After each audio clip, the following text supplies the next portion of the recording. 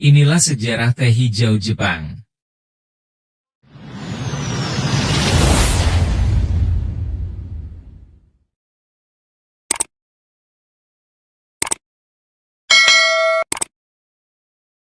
Dengan Mark Cartwright, diterjemahkan dengan Henry Elvira. Diterbitkan pada 19 Maret 2024.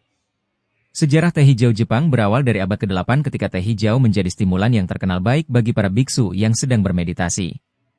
Dalam artikel ini, kita akan mengkaji tentang asal-usul dan budidaya teh, bagaimana teh menjadi bagian integral, tak terpisahkan, dari budaya Jepang, simbolisme upacara minum teh Jepang, dan bagaimana cara meminum teh sesuai dengan prinsip dasar tradisional Jepang. Seperti yang dikatakan oleh penulis Jepang, Kakuzo Okakura, 1862-1913, dalam karyanya yang terkenal, The Book of Tea, buku tentang teh, bersama kami teh menjadi lebih dari sekadar idealisasi bentuk minuman. Teh adalah sebuah kepercayaan dari seni kehidupan. Asal-usul Buddha. Dalam tradisi Tionghoa dan Jepang, penemuan teh, cha, dipercayai bermula dari seorang guru yang berasal dari India pada abad ke-5-6, yaitu Daruma, juga dikenal sebagai Bodhidharma, pendiri Buddhisme Chen yang mana pendahulu dari Buddhisme Zen. Daruma menyebarkan ajaran barunya dan mendirikan kuil Shaolin di Tiongkok Timur, Shorinji bagi orang Jepang. Di sana ia bermeditasi sambil duduk menghadap tembok selama 9 tahun lamanya. Pada akhir periode tersebut, kakinya telah mengecil dan hampir saja mencapai pencerahan, lalu dia tertidur. Marah karena melewatkan langkah terakhir ini, dia merobek kelopak matanya dan melemparkannya ke tanah. Dari sini, tumbuhlah semak yang nantinya menjadi tanaman teh. Minuman teh dibuat dengan menambahkan air panas ke daun muda, ujung daun, dan kuncup daun dari tanaman semak Camellia sinensis, yang berasal dari perbukitan di barat daya Tiongkok dan atau timur laut India. Pada periode awal ini, minuman teh dibuat dengan merebus teh berbentuk batu bata yang telah difermentasi, dan seringkali ditambahkan garam. Teh menjadi populer di kalangan biksu Buddha Zen karena diyakini dapat membantu dalam meditasi dan mencegah tidur. Kandungan kafein dalam teh meskipun lebih sedikit daripada kopi, 14 hingga 61 mg dibandingkan dengan 95 hingga 200 mg per sajian 8 ons, membuat minuman ini menjadi stimulan yang ringan. Teh dianggap memiliki khasiat seperti obat, bahkan mungkin dapat membantu manusia untuk berumur panjang. Hasil uji telah menunjukkan bahwa antioksidan tanin pada teh dapat memperkuat sistem kekebalan tubuh. Bagi sebagian orang, teh dianggap sebagai obat untuk mengatasi mabuk, obat untuk melemahnya penglihatan, dan digunakan sebagai pasta, bahkan obat untuk reumatik. Teh diperkenalkan ke Jepang pada abad ke-8 melalui kunjungan para biksu, pedagang, dan diplomat. Selain itu, para biksu Jepang juga mengunjungi Tiongkok dan membawa kembali praktik budaya seperti minum teh. Salah satu biksu tersebut adalah Sage, 767822, pendiri agama Buddha Tendai yang dipercayai secara turun-temurun, membawa bibit teh ke Jepang sekitar tahun 805 dan menanamnya di Eisan. Penyebutan teh paling awal dalam literatur Jepang terdapat dalam Nihon Koki, salah satu dari 6 teks sejarah Jepang, yang ditulis sekitar tahun 840. Di sini, Kaisar Saga, memerintah pada tahun 809823, digambarkan mengunjungi kuil Bonshaku dan meminum semangkuk teh yang disajikan oleh Biksu Eich, 743816.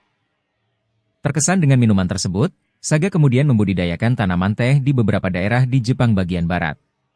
Konsumsi teh benar-benar berkembang pesat di Jepang sekitar tahun 1190 ketika didukung oleh biksu terkenal Eisai, 1141-1215 Masehi, yang mendirikan agama Buddha Rinzai Zen di Jepang. Pada tahun 1214, Eisai bahkan menulis sebuah buku yang memuji keutamaan teh, yang secara sugestif, dapat membangkitkan ide atau citra dalam pikiran, berjudul Minum Teh dan Memperpanjang Umur, Kisah Yojoki. Pada masa itu, orang biasa dapat membeli teh dari pedagang yang berkeliling. Penjual pertama yang disebutkan dalam literatur muncul dalam sebuah karya yang berasal dari tahun 1403. Penjual teh biasanya menjual teh di pasar jalanan, di pinggir jalan, dan di luar kuil. Para penjual akan memasarkan dagangannya dengan berteriak, "Ippuku isen", yang berarti, semangkuk untuk 1 koin. Karena teh hijau bisa terasa pahit, teh pada periode abad pertengahan biasanya dibuat dengan menumbuk daunnya dan membentuknya menjadi bola dengan amazura, pemanis yang terbuat dari anggur, atau jahe yang kemudian dibiarkan dan diseduh dengan air panas. Teh karena harganya yang mahal, juga menjadi populer di kalangan bangsawan di Jepang pada abad pertengahan. Ketenangan saat minum teh sangat menarik selama periode Sengoku yang penuh gejolak. Sengoku Jidai, 1467-1568, yang juga dikenal sebagai periode negara berperang ketika para panglima perang atau daimyo saling bertempur dengan sengit untuk menguasai Jepang. Kedai teh, lihat di bawah, sekarang lebih dari sebelumnya, menjadi tempat perlindungan ataupun istirahat, dan minum teh menjadi sangat populer di kalangan prajurit samurai. Pada abad ke-16, tanaman ini ditanam di seluruh Jepang. Toko-toko teh menjualnya di kota besar, kota kecil, dan desa, dan hampir semua orang di masyarakat Jepang minum teh, mulai dari petani rendahan hingga pejabat tinggi pemerintah. Budidaya perdagangan. Salah satu tempat pertama di mana teh berkualitas tinggi ditanam adalah di kuil Zanji di Gunung Togano. Mungkin disinilah tempat ditemukannya proses shading, proses penutupan tanaman teh dengan jala penutup atau tenda agar tidak terkena sinar matahari secara langsung. Pada tanaman teh akan membuat teh yang dihasilkan tidak terlalu pahit sehingga teh Togano menjadi semacam merek tersendiri. Uji Yamashiro adalah wilayah yang paling terkenal dengan produksi tehnya. Sebuah buku yang ditulis oleh Totmi pada tahun 1680, Hyakushi Denki, Kehidupan Seorang Petani, memberikan saran berikut untuk budidaya teh, dengan memperhatikan fleksibilitas pada tanaman. Teh adalah sesuatu yang bermanfaat bagi semua orang, baik dari kalangan atas maupun bawah. Teh dapat ditanam di tepi ladang kering, atau seperti ladang kering di pegunungan, atau di tempat-tempat di mana tanahnya buruk dan tidak dapat ditanami, atau di pekarangan rumah, atau di tempat terbuka manapun. Faris, 83. Prosesnya sebagian besar sudah dimekanisasi saat ini, tetapi daun teh membutuhkan beberapa tahap produksi untuk membuatnya siap diminum. Beberapa kedai teh di Jepang masih menggunakan metode tradisional. Pada bulan Mei, ujung daun yang terbaik dan paling hijau dipetik. Untuk menghindari fermentasi dan mempertahankan warna hijaunya yang segar, daun teh dikukus. Proses pengukusan berlangsung hingga 20 detik dan pada awalnya dilakukan dengan menggunakan saringan bambu yang diletakkan di atas tangki berisi air mendidih. Alternatif lain selain mengukus adalah dengan meletakkan daun teh di dalam keranjang bambu yang diletakkan di atas wajan yang dipanaskan dan metode ini dikenal sebagai panfiring yang mana lebih umum dilakukan di Tiongkok dan negara-negara Asia lainnya. Daun-daun tersebut kemudian disebarkan secara merata di atas meja yang dipanaskan untuk dikeringkan. Daun-daun tersebut dilemparkan ke udara dengan tangan untuk menghilangkan kelembapan yang masih tersisa. Untuk mengeringkan daun lebih lanjut dan memastikan tidak ada yang menggulung, sekelompok kecil daun digulung di atas meja dengan tangan. Dalam tahap ini juga bisa menggunakan kuas dan papan berlekuk untuk memecah struktur sel internal sehingga meningkatkan cita rasa. Daun-daun tersebut sekarang harus benar-benar kering dan memiliki bentuk seperti jarum, kemudian dipanggang dalam oven untuk menghilangkan kelembapan sebanyak mungkin sehingga memperpanjang masa simpannya. Untuk matcha, teh hijau terbaik di Jepang, daunnya juga disortir untuk menghilangkan kotoran, urat daun, dan batangnya, kemudian dicacah, disaring, dan diangin-anginkan sekali lagi. Kumpulan daun tersebut kemudian disimpan dan hanya ditumbuk dalam lesung batu untuk menghasilkan bubuk yang sangat halus ketika akan dikonsumsi.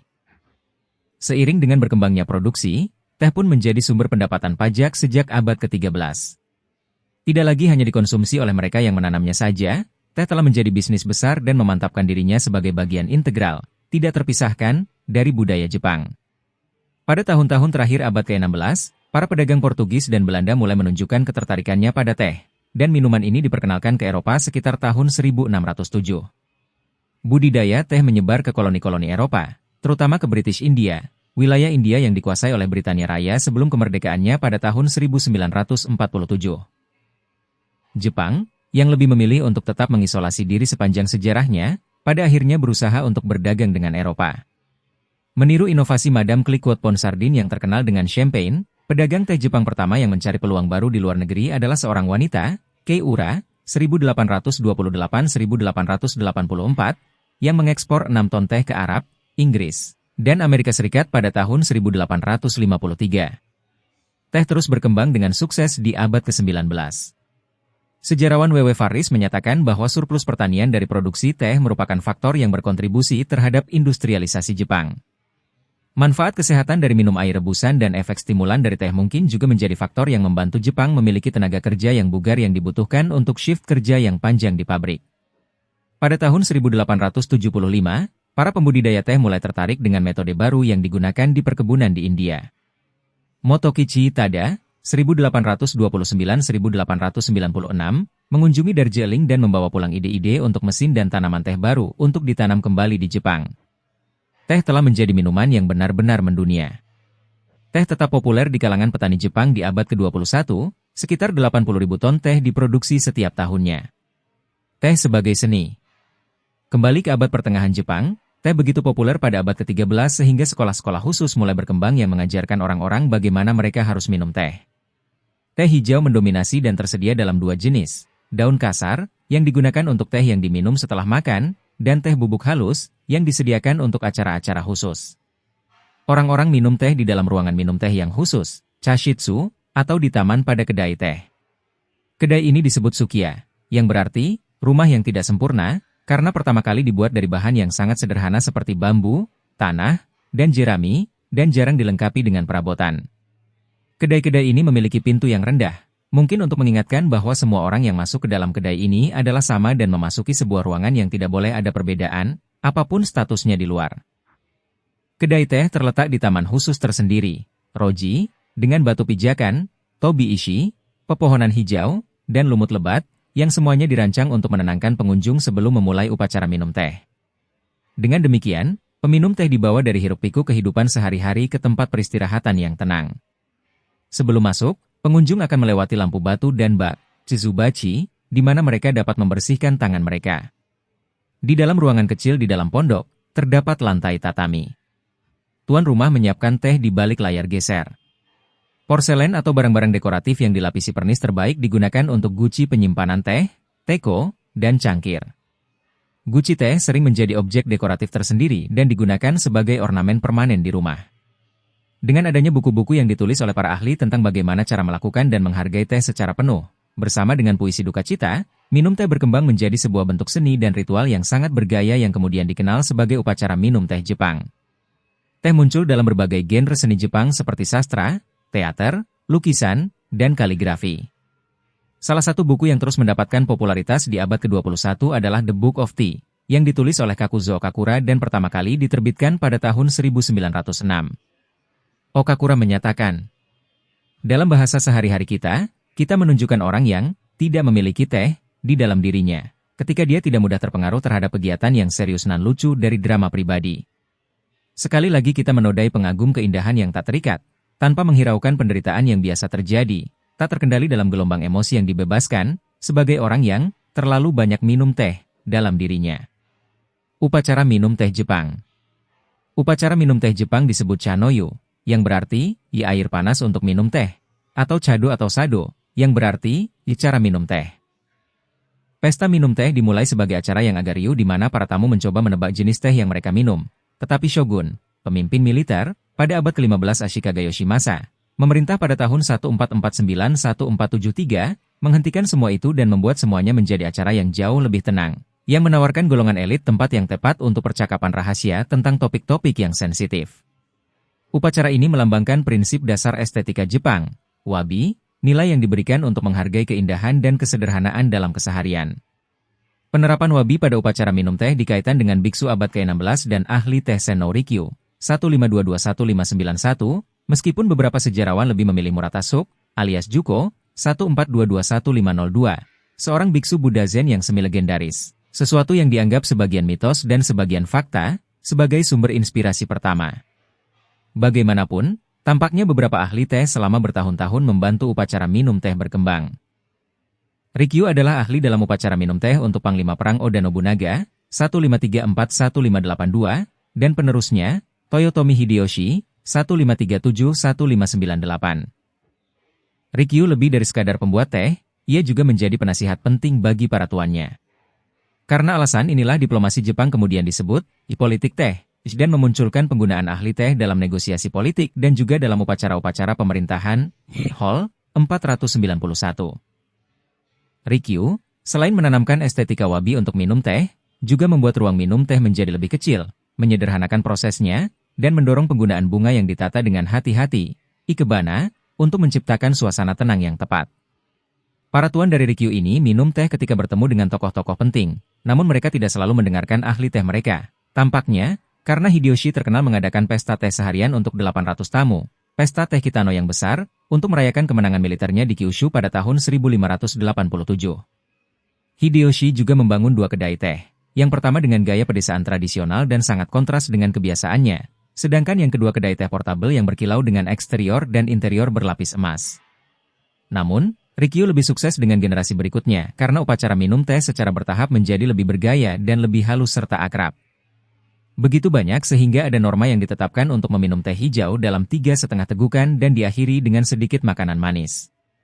Peralatan tertentu harus digunakan dan tugas-tugas dilakukan dalam urutan tertentu dan dengan gerakan yang ekonomis. Sekolah teh, yang pertama kali didirikan oleh cucu Rikyu, Sensotan, 15781-658, dan keturunannya, Soshitsu, 16221-697, Sosa, 16191-672, dan Soshu, 15931-675. Menyebarluaskan prinsip dasar upacara ini ke seluruh Jepang. Bahkan ada sekolah yang secara khusus ditujukan untuk melibatkan masyarakat kelas bawah, misalnya sekolah Urasenke. Meskipun pesta teh menyusut menjadi lebih sedikit pesertanya, kecintaan terhadap benda-benda dekoratif yang berhubungan dengan teh tidak pernah berkurang. Mangkuk, kotak teh, dan ketel menjadi sangat dihargai oleh para kolektor dan ditampilkan secara mencolok sebagai hadiah dari para penguasa. Sebagai contoh, Nobunaga pernah memberi hadiah kepada Hideyoshi karena berhasil merebut kastel musuh dengan memberinya teko teh. Kedua panglima perang tersebut adalah penggemar dan kolektor perlengkapan teh. Terlepas dari dominasi para panglima perang, yang sering membatasi siapa saja yang boleh dan tidak boleh berpartisipasi dalam pesta minum teh, pengalaman minum teh dari waktu ke waktu mendapatkan kembali elemen spiritual aslinya. Minum teh menjadi momen ketenangan dan penyegaran bersama bagi para pesertanya. Seperti pepatah Jepang kuno, Chazen Ichimi atau Jizen dan teh memiliki rasa yang sama, Yi. Atau, seperti yang dikatakan Okakura, ritual minum teh adalah Taoisme yang menyamar. Prinsip utama dari minum teh adalah wa, keselarasan, kei, rasa hormat, sei, kemurnian, dan jaku, keanggunan dan ketenangan. Namun, upacara minum teh bukanlah sebuah acara formal. Upacara, ya adalah terjemahan yang kurang tepat, karena ide utamanya adalah untuk membuat para peserta rileks. Meskipun begitu, ada beberapa prosedur yang harus diikuti. Tradisi minum teh Jepang saat ini. Meskipun tidak semua orang dapat mengikuti upacara minum teh secara lengkap dalam sukiya, tetap ada beberapa poin etiket, tata cara, saat minum teh di Jepang, bahkan hingga saat ini. Tuan rumah harus melakukan semua persiapan, bukan tamu. Lokasinya haruslah hening, sebaiknya dengan pemandangan yang menenangkan seperti taman yang asri atau setidaknya ada rangkaian bunga yang indah di dalam ruangan. Bunga harus dirangkai agar terlihat seperti masih tumbuh liar dan momentum untuk menempatkannya dalam fase yang bagus tidak boleh dilewatkan. Satu dinding bisa dihiasi dengan karya seni cetak atau gulungan kertas hias, jiku, pilihan. Hal pertama yang harus dilakukan adalah merakit chadogu, peralatan atau perlengkapan yang digunakan dalam upacara minum teh Jepang, yang tepat. Terdapat tungku perapian, furo, atau ubin panas, shikigawara, untuk memanaskan ketel besi, kama. Ada dua jenis kotak teh, cair. Yang pertama cair dengan kantung sutra untuk teh yang kental atau lebih kuat dan yang kedua natsume porselen untuk teh yang encer atau lebih lemah. Kemudian dibutuhkan juga alat pengaduk dari bambu, chasen, untuk mencampur teh bubuk dan air panas.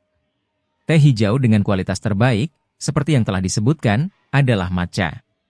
Bubuk matcha yang sangat halus ditaburkan dan diaduk ke dalam air panas di dalam mangkuk minum, cawan. Minumannya sedikit berbusa.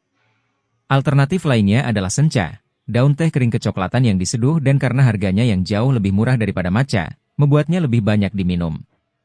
Matcha cenderung disediakan untuk acara-acara khusus dan upacara minum teh.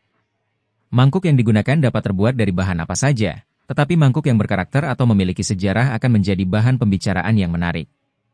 Mangkuk dan peralatannya, bahkan bisa menjadi barang antik yang berharga, tetapi desainnya tidak boleh terlalu rumit karena akan bertentangan dengan prinsip wabi. Sebaiknya warna-warna yang digunakan sesuai dengan warna teh yang disajikan. Mangkuk-mangkuk tua, bahkan dapat menunjukkan tanda-tanda perbaikan karena ini menunjukkan kualitas sabi, yaitu keindahan yang memudar yang terlihat pada benda-benda yang sangat disukai dan sering digunakan. Secara alami, tuan rumah melayani para tamu sebelum diri mereka sendiri. Teh harus diminum sedikit demi sedikit. Apresiasi penuh terhadap upacara minum teh mengharuskan tamu untuk tidak hanya memiliki pengetahuan tentang tradisi, tetapi juga menyadari tren dalam seni visual, arsitektur, desain taman, merangkai bunga, dan keramik. Diilhami oleh prinsip dasar Zen, upacara minum teh lengkap sering dilakukan untuk pengunjung biara Buddha Jepang. Terdapat 3 ruang minum teh asli yang masih ada, dan terdaftar sebagai harta karun nasional Jepang. Ruang minum teh tersebut dapat ditemukan di kuil Myokian di Yamasaki, di dalam kuil Shinto di Minasegu, dan di Biara Saihoji di Kyoto. Selain tempat yang lebih formal ini, teh, tentu saja, saat ini tersedia di mana-mana, mulai dari restoran sushi hingga mesin penjual otomatis. Terakhir, sebungkus teh berkualitas masih banyak diberikan sebagai hadiah, seperti yang dilakukan oleh para biksu Buddha pada abad ke-8 yang memulai kecintaan Jepang terhadap teh.